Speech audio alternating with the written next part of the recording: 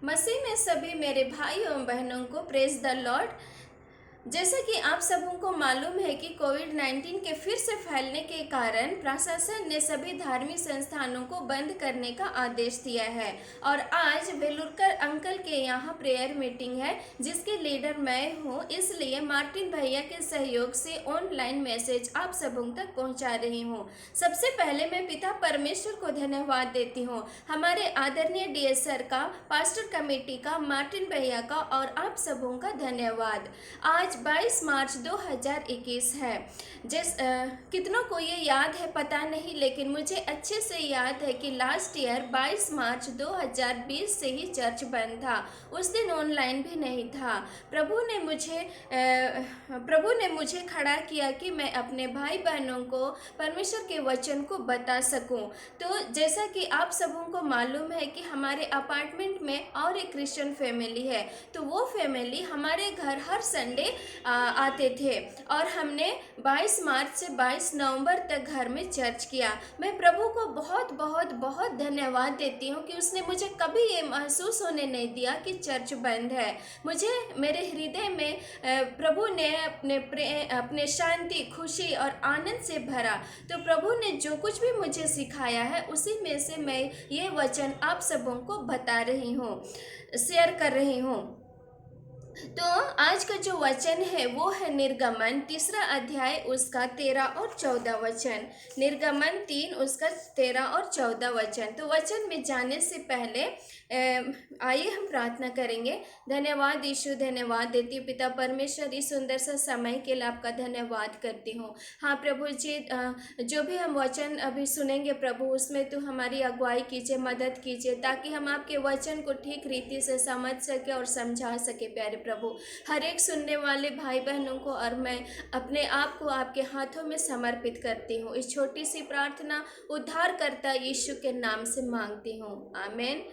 तो निर्गमन 3 और उसका 13 और 14 वचन, इसमें ऐसा लिखा है, मूसा ने परमेश्वर से कहा, जब मैं इजरायलियों के पास जाकर उनसे कहूँ तुम्हारे पितरों के परमेश्वर ने मुझे तुम्हारे पास भेजा है, तब यदि वे मुझे से पूछे उसका नाम क्या है तब मैं उसको क्या बताऊं? परमेश्वर ने मूसा से कहा, मैं जो हूँ सो हूँ। फिर उसने कहा, तो इजरायलियों से यह कहना, जिसका नाम मैं हूँ है, उसी ने मुझे तुम्हारे पास भेजा है, आमीन। तो मूसा जब मिस्र देश से जब भागकर मिद्यान देश को आता है, वहाँ अपने ससुर के यहाँ भेड़ बकरियों को चराता था। एक दिन जब वो होरेब नामक परमेश्वर के पर्वत के पास गया, तब परमेश्वर के दूत ने एक कटीली झाड़ी के बीच आग की लौ में उसे दर्शन दिया। जब मूसा वो देखता है कि आग जल रही है पर भस्म नहीं हो रही है, तब वो उसे देखने के लिए वहाँ मुड़ा चला जाता है। तब परमेश्वर ने मूसा से कहते हैं कि हे मूसा तो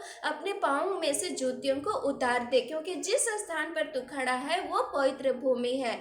और परमेश्वर ने कहते हैं कि मैं तुम्हारे पिता का परमेश्वर, अब्राहम का परमेश्वर, इसहाक का परमेश्वर और याकूब का परमेश्वर हूँ। तब मूसा अपना मुंह ढांप लेता है। परमेश्वर ने मूसा से कहते हैं कि मेरी प्रजा जो मिस्र देश में है उनके दुख को मैंने देखा है, और वहाँ की चिल्लाहट जो परिश्रम कराने वालों के कारण होती है उनको भी मैं सुना हूँ। सो तुम वहाँ मिस्र देश में जाओ और इजरायलियों को वहाँ से निकाल करके लाओ।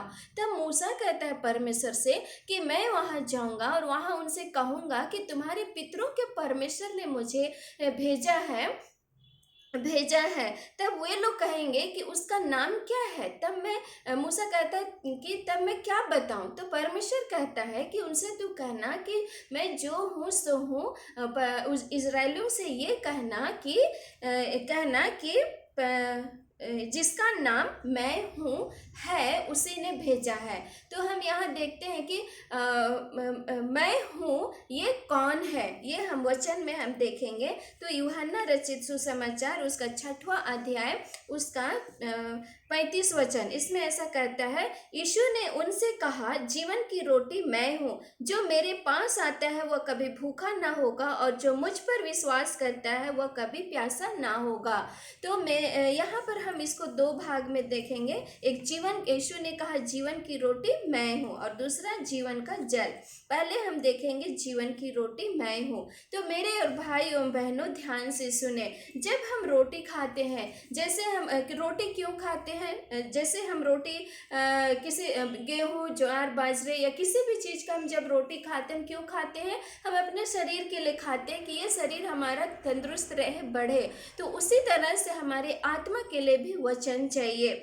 जैसे मत्ती 4 उसका 4 वचन में कहता है, यीशु ने उत्तर दिया, लिखा है मनुष्य केवल रोटी ही से नहीं परंतु हर एक वचन से जो परमेश्वर के मुख से निकलता है जीवित रहेगा। और यूहन्ना 1:1 में कहता है कि आदि में वचन था और वचन परमेश्वर के साथ था और वचन परमेश्वर था। और यूहन्ना 1:14 में कहता है, और वचन देहधारी हुआ, यानी वचन ही क्या है? यीशु मसीह है। तो जब हम वचन को पढ़ते हैं, जब हमें वचन को हम जब ग्रहण करते हैं, हमें अपने हृदय में उसे रखना है, उसे ग्रहण करना है। और वचन जितना हम अंदर ग्रहण करेंगे, वो विश्वास हमारा उतना ही मजबूत होगा।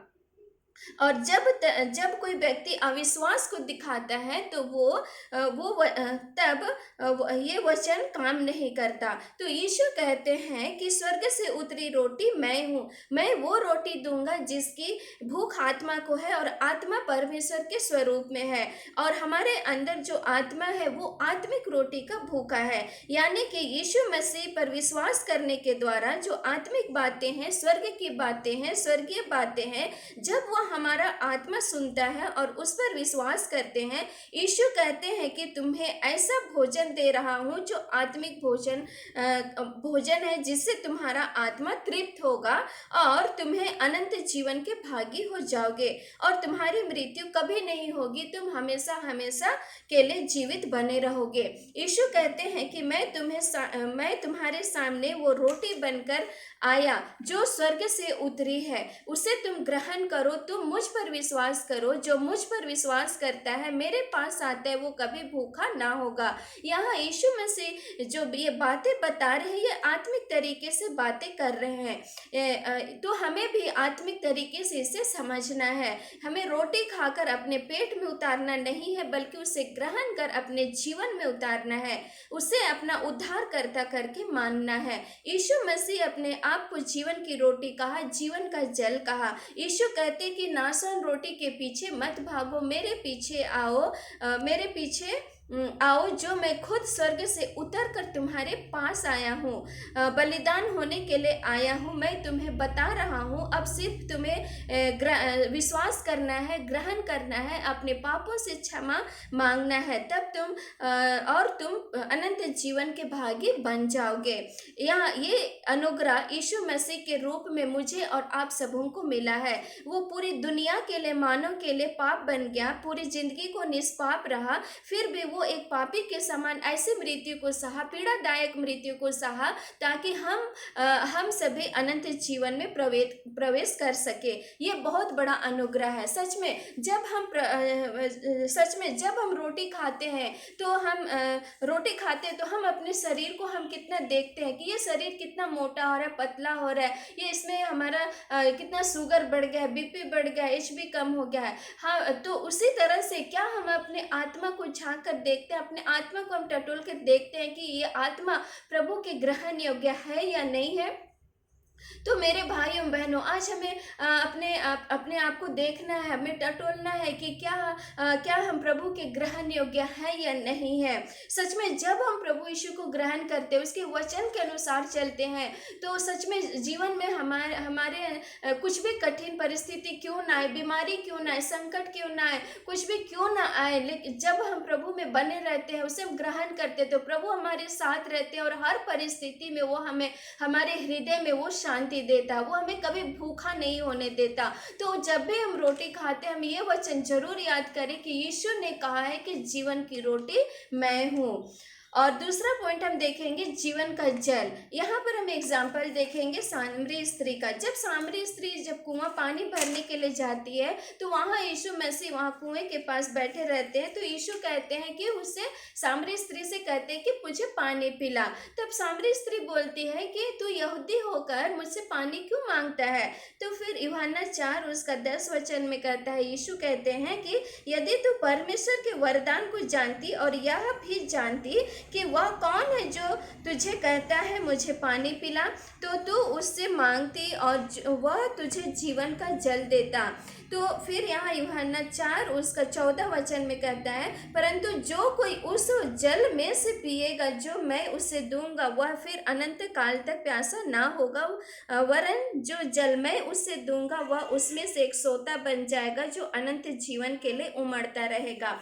तो यहाँ पर वो जो स्त्री रहती है वो नहीं समझती है कि यीशु कौन से जल के बारे में बातें कर रहा है। वो सोचती है कुआं के जल के बारे में बातें कर रहा है और वो कहती है प्रभु को कि प्रभु तो मुझे वो पानी पिला ताकि मैं पानी हाँ मुझे दे ताकि मैं प्यासी ना हूँ और इतनी दूर पानी भरने को ना हो। नहीं समझ पाती है वो। और हम देखते हैं और एक वचन कि यूहन्ना 7वां अध्याय उसका 38 और 39 उसमें ऐसा लिखा है, जो मुझ पर विश्वास करेगा जैसा पवित्र शास्त्र में आया है उसके हृदय में से जीवन के जल की नदियां बह निकलेंगी। उसने यह वचन पवित्र आत्मा के विषय में कहा जिसे उस पर विश्वास करने वाले पानी पर थे, क्योंकि आत्मा अब तक ना उतरा था क्योंकि यीशु अब तक अपनी महिमा को ना पहुंचा था। तो यहाँ पवित्र आत्मा के विषय में कहा है। तो पुरानी वाचा में जब परमेश्वर का आत्मा किसी नबी या भविष्यवक्ता के ऊपर उतरता था तो वो ऊपर से उतरता था और वो अपना काम करा के वापस चला जाता था। लेकिन अब यीशु मसीह बलिदान हो जाएंगे, नई वाचा को पूरी दुनिया के लिए बांध देंगे, तब प्रभु का वादा है कि देखो मैं स्वयं अपने आप को तुम पर प्रकट किया। तुम मुझे जानते हो, छूते हो, सुनते हो, लेकिन अब तुम्हें एक ऐसा सहायक दूंगा जो पवित्र आत्मा है, जो तुम्हारे अंदर वास करता है, मेरी फीलिंग तुम्हारे अंदर कराएगा। वो हमेशा वो तुम्हारे साथ हमेशा हमेशा रहेगा। अब जो पवित्र आत्मा हमारे अंदर वास करता है वो कहीं जाता नहीं है, वो हमारी सहायता करता है, हमारी अगुवाई करता है। और ये कब होता है? जब हम प्रभु यीशु को ग्रहण करते हैं, सच्चे दिल से हम पश्चाताप करते हैं, तो हम पर पवित्र आत्मा का छाप लग जाती है। और जब हम पवित्र आत्मा के पूरे अधीन हो जाते हैं तब हम पवित्र आत्मा के मंदिर हो जाते हैं। यीशु के पहले जो आत्मा आता था वो अपना कार्य करके वापस चला जाता था, पर अब जो प्रभु की आत्मा प्रभु की करुणा से, प्रभु के अनुग्रह से, प्रभु के प्रेम से, वादे के अनुसार अब पवित्र आत्मा हमारे अंदर निरंतर बना रहता है। प्रभु के द्वारा जो हमें पवित्र आत्मा दिया गया है वो एक ऐसा अनुग्रह है जिससे हम अपनी जिंदगी को सत्य रीति से जानकर आत्मा के अधीन रहकर प्रभु के ग्रहण योग्य बन सकते हैं। तो जिस तरह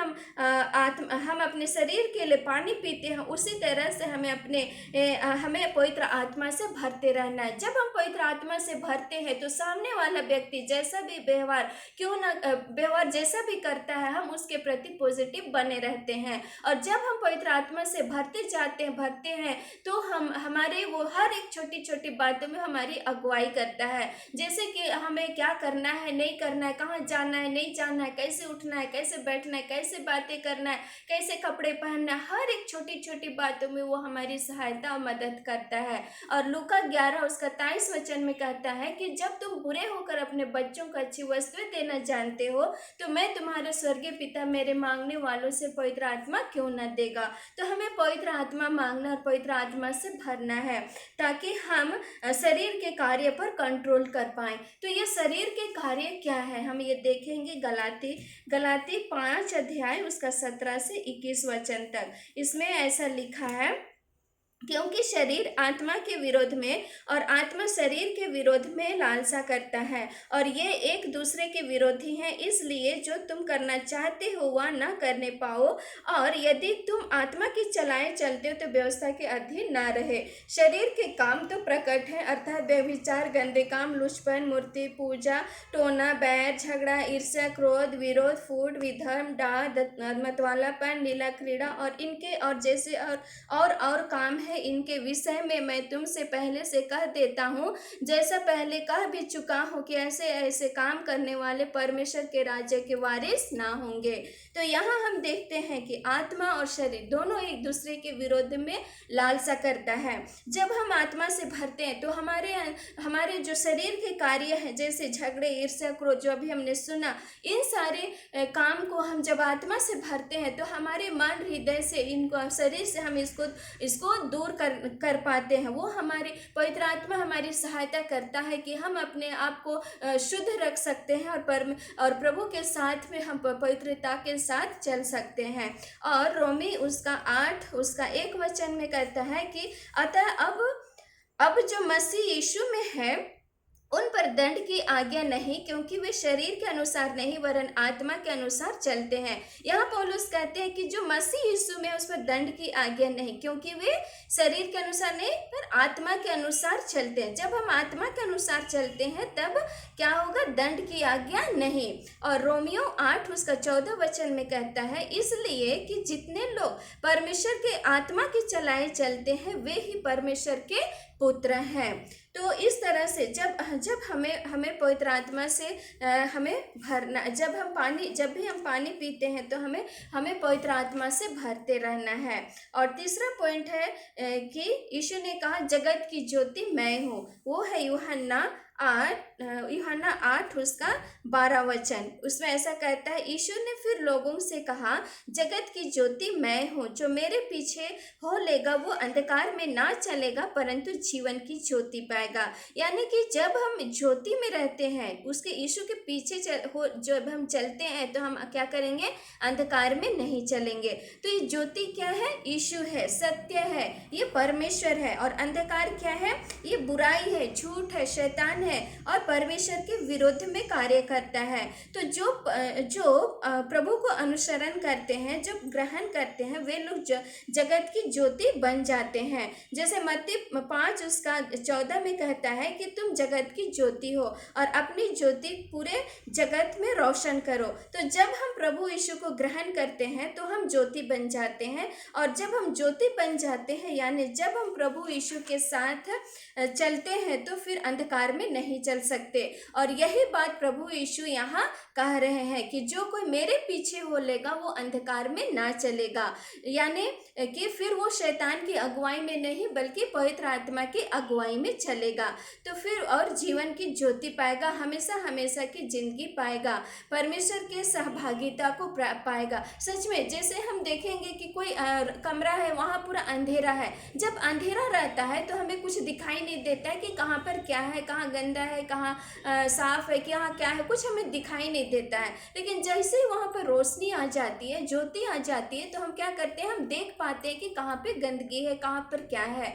तो वो भी अपने से साफ होता है क्या? नहीं होता है, उसे हमें करना पड़ता है। तो उसी तरह से जैसे हमारे जीवन में प्रभु यीशु को जैसे हम ग्रहण करते हैं, हम ज्योति को पा लेते हैं, तो हमारे अंदर जो भी बुराइयां रहती, बुरी आदतें, बुरी बातें रहती, हम उसको देख पाते हैं और उसको हम अपने हृदय से, मन से उसको हम बाहर निकाल फेंकते हैं।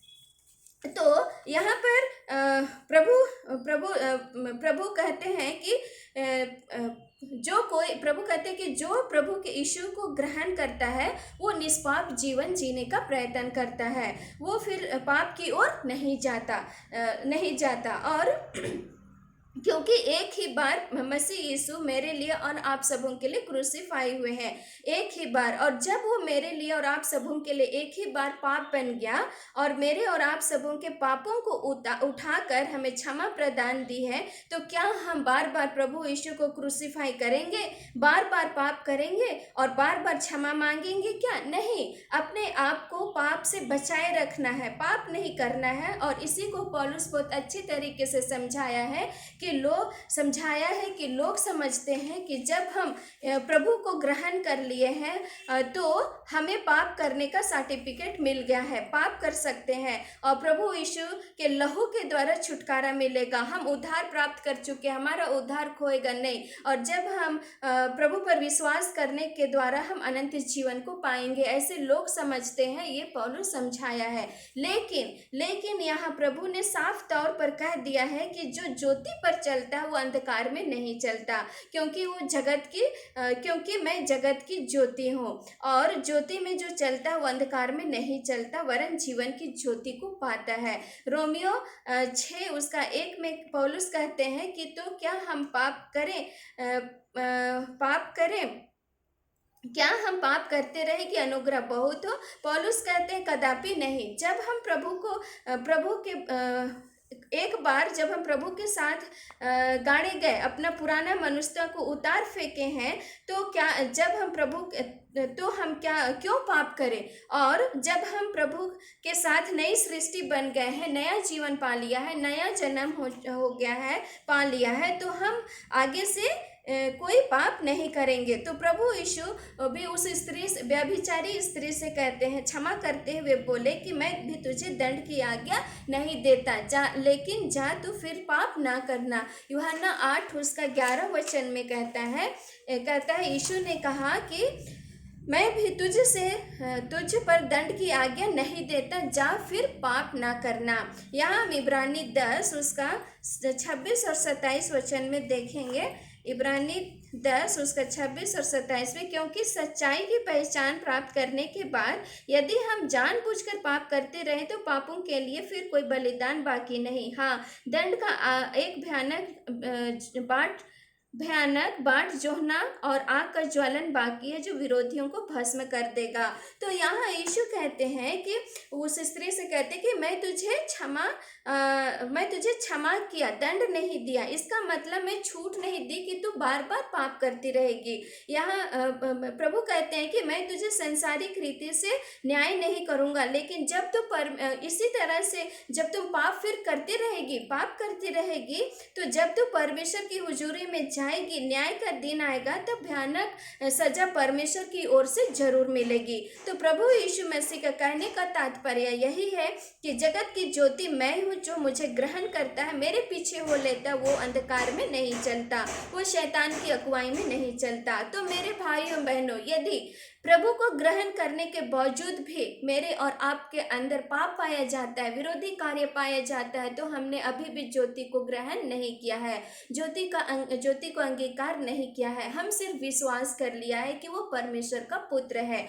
और वचन कहता है कि शैतान और दुष्ट आत्माएं भी विश्वास करती है कि वो परमेश्वर का पुत्र है। तो क्या उसका उद्धार हो सकता है? नहीं। तो हमें विश्वास करना है और अपने आप को पूरी रीति से ज्योति में चलाना ही सच्ची मसीहत होती है। तो यहाँ प्रभु यीशु कहते हैं कि मैं तुझे संसारिक रीति से दंड नहीं दे रहा दे रहा हूँ, पर तुमने इस अवसर का अगर लाभ नहीं उठाया जो परमेश्वर ने प्रेम के रूप में मुझे देकर के तुम पर प्रकट किया है, उस मौका का अगर लाभ नहीं उठाया तो तुम्हारे पाप कैसे क्षमा होंगे। फिर हम लास्ट पॉइंट देखेंगे। यूहन्ना 5:15 में कहता है, सच्ची दाखलता मैं हूँ। और यूहन्ना 15:5 में कहता है, मैं दाखलता हूँ, तुम डालियाँ हो। जो मुझ में बना रहता है और मैं उसमें, वह बहुत फल फलता है, क्योंकि मुझसे अलग होकर तुम कुछ भी नहीं कर सकते। तो हम यहाँ फल देखेंगे। हमने बहुत देखा है कि फल फलता है, अच्छा पेड़ अच्छा फल देता है। तो हम ये फल देखेंगे, फल क्या है। तो यहाँ पर कहता है कि जो मुझ में बना रहता है और मैं उसमें, वो बहुत फल फलता है। तो हम यहाँ देखेंगे गलातियों 5:22 में कहता है कि पर आत्मा का फल प्रेम, आनंद, शांति, धीरज, कृपा, भलाई, विश्वास, नम्रता और संयम है। तो ये जो 9 तरह का फल है आत्मा का, जब हम प्रभु में बने रहते हैं और प्रभु हम में बना रहता है, तो ये हम हमारे अंदर ये फल दिखाई देगा। और इसमें से सबसे पहला फल प्रेम है। सच में जब जब हम प्रभु में बने रहते हैं और प्रभु हम में बना रहता है, तो हमारे अंदर प्रेम होता है। और वो सिर्फ जो हमसे प्रेम करते हैं उनके प्रति नहीं, लेकिन हर एक व्यक्ति के लिए, अपने शत्रुओं से प्रेम, अपने सताने वालों से प्रेम हम कर सकते हैं, क्योंकि परमेश्वर ही प्रेम है। और सच में जैसा प्रभु ने हमसे प्रेम किया है, वैसे ही हम भी एक दूसरे से प्रेम कर पाते हैं। और सच में जो सच्चे मसीह विश्वासी होते हैं, उनके अंदर प्रेम और क्षमा होना चाहिए, क्योंकि प्रभु जब क्रूस में चढ़े, तब उस समय जो पहली वाणी थी वो प्रेम और क्षमा का ही है। तो जैसे प्रेम और क्षमा का ही है। और हम दूसरा जो फल देखते हैं वो है मत्ती रचित सुसमाचार, उसका 28 उसका 19-20 में कहता है, इसलिए तुम जाओ, सब जातियों के लोगों को चेला बनाओ और उन्हें पिता और पुत्र और पवित्र आत्मा के नाम से बपतिस्मा दो, और उन्हें सब बातें जो मैंने तुम्हें आज्ञा दी है मानना सिखाओ, और देखो मैं जगत के अंत तक सदैव तुम्हारे साथ हूँ। तो यहाँ पर प्रभु यीशु उन अपने चेलों को जो दिए, और उन तमाम चेलों को दी है जो मसीह विश्वासी में है, जो परमेश्वर की इच्छा इकट्ठा करे, क्योंकि परमेश्वर जगत से प्रेम रखा है और उनको अपने स्वरूप में रचा है। कोई भी ऐसा व्यक्ति ना हो जो शैतान के चंगुल में फंसे और वो नाश हो। प्रभु ये नहीं चाहता कि कोई नाश हो, सब वो चाहते हैं हम सब अनंत जीवन को पाएं। तो लेकिन वो आदम जो था, वो शैतान के द्वारा भरमाए जाने के द्वारा उसने परमेश्वर के विरोध में पाप किया, और उनके अंदर मृत्यु समा गई और उन्हें समाप्त कर दी। लेकिन उसने अपने प्रेम को दिखाया और उसने अपना इकलौता पुत्र दिया, ताकि जो कोई इस पर विश्वास करे वो नाश ना हो परंतु अनंत जीवन पाए। तो हम वो डाली है जो हमें फलवंत होना है। तो हम कैसे होंगे? हमारे अंदर वो ज्योति लाना है। हमें अपना चाल चलन के द्वारा, बात व्यवहार के द्वारा हमें ऐसा होना है कि लोग आकर्षित हो। जैसे ज्योति जहाँ रहता है वहाँ कीट पतंगे आकर्षित होते हैं, उसी तरह से हमें अपने अंदर जो चाल चलन है उसके द्वारा हमें सुसमाचार प्रचार करना है। और हमें ऐसे ज्योति बनकर रहना कि वहाँ ज्योति बनकर रहना है, क्योंकि ये ऐसे संसार है जहाँ पर जो लोग परमेश्वर को जानना चाहते हैं, ग्रहण करना चाहते हैं, और ऐसी रोशनी की तरफ वो आकर्षित होते हैं, और ऑटोमेटिक परमेश्वर निरुत्तर करता है, और पवित्र आत्मा के द्वारा सुसमाचार सुन पाते हैं और विश्वास कर पाते हैं और उद्धार प्राप्त करते हैं। तो हमें अपने अंदर ऐसा व्यक्तित्व लाना, ऐसी ज्योति बनकर रहना है, जैसे प्रभु ने कहा कि तुम जगत की ज्योति हो। तो हमारे अंदर ऐसा बदलाव लाना है जो मसीह में होकर जाता है। और तो मेरे भाइयों एवं बहनों, जो हमने अभी वचन सुना कि प्रभु यीशु ने कहा कि जीवन की रोटी मैं हूँ, और तो उससे जैसे हम रोटी खाते हैं, ये वचन हम जरूर याद करें कि प्रभु यीशु ने कहा है कि जीवन की रोटी मैं हूँ। उसे ग्रहण करना है, उस पर विश्वास करना है, क्योंकि प्रभु यीशु ने मुझे और आप सबों से बहुत प्यार करते हैं। वो हमें किसी को खोना नहीं चाहते हैं। और जैसे हम रोज दिन जब भी हम पानी पीते हैं, ये वचन जरूर याद करें कि प्रभु यीशु ने कहा है कि जीवन का जल मैं हूँ। और तो उसी तरह हमें पवित्र आत्मा से भरते रहना है, ताकि हम हर तरह के पाप से बचे रहें, और हमारे अंदर और यीशु ज्योति है, जो ज्योति के पीछे चलता वो अंधकार में नहीं चलेगा। तो हमें ज्योति को ग्रहण करना है, और हमारे अंदर वो सारे फल हमारे अंदर दिखाई देना चाहिए। सच में जब हम प्रभु में बने रहते हैं और प्रभु हमें बना रहता है, तो हमारे अंदर हर किसी एक व्यक्ति के लिए हमारे अंदर प्रेम रहेगा। हम किसी से नफरत नहीं कर सकते हैं, क्योंकि हम प्रभु में बने हैं और प्रभु हमें बना रहेगा। और हम इस तरह से हमारा फल दिखाई देना चाहिए कि लोग देखकर ये जान पाए कि ये जीवते परमेश्वर की बेटी और बेटियां हैं। तो प्रभु मुझे और आप सबों से बहुत प्यार करते हैं, और हमें प्रभु प्रभु के प्रेम का आदर करना है और प्रभु का भय मानना है। प्रभु मुझे इस वचन के द्वारा मुझे और आप सबों को बहुतायत से आशीष देवे। आमीन। आइए हम प्रार्थना करेंगे।